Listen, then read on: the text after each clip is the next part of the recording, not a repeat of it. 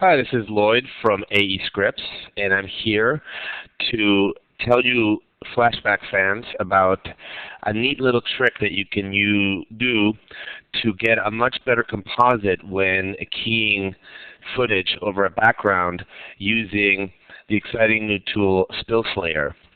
So here's some green screen footage, and you apply key light as you normally would, and you would just key it as you normally would.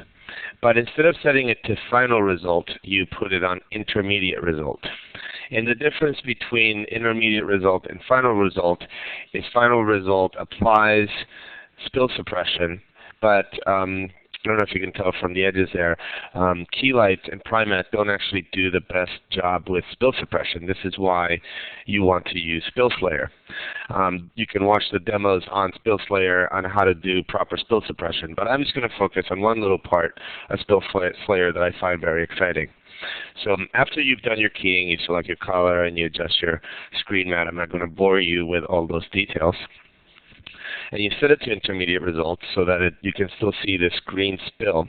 As you can see, what spill is the way that light reflects on the subject from the actual environment, which in this case is a green screen. So the way that green falls on her jacket and her face and her hair is the way light realistically is falling on her in real environments. So when you composite her over a background like, say, this blue sky, you want the blue sky to illuminate her, or light wrap as it's called, her body in a way that feels natural. So essentially you want the sky to reflect onto her jacket the way that this green does.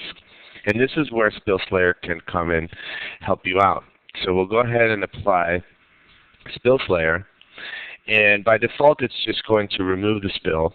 But what we actually want to do is, instead of suppression, we want to actually create the suppression and spill map alpha.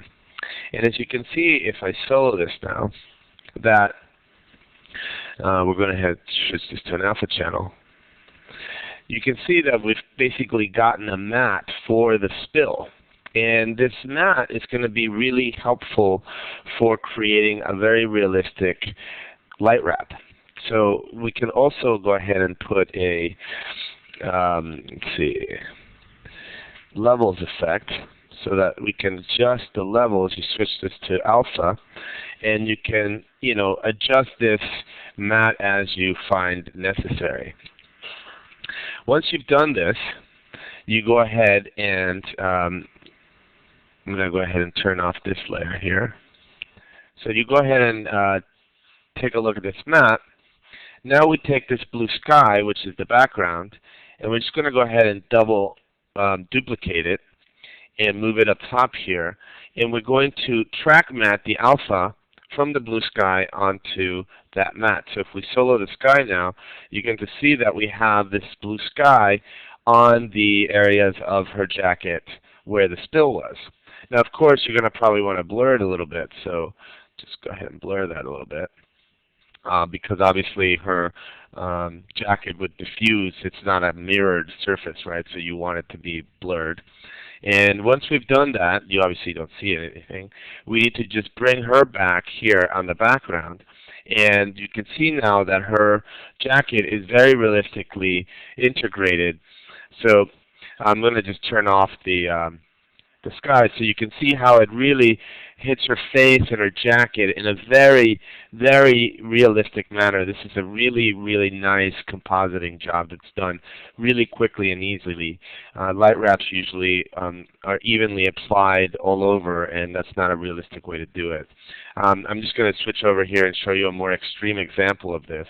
As you can see here with this colored background, we've done the same exact process of using the mat, and you can see how, in this extreme case, how the light wrap really adds realism, and it really feels like she's in this room with these colors.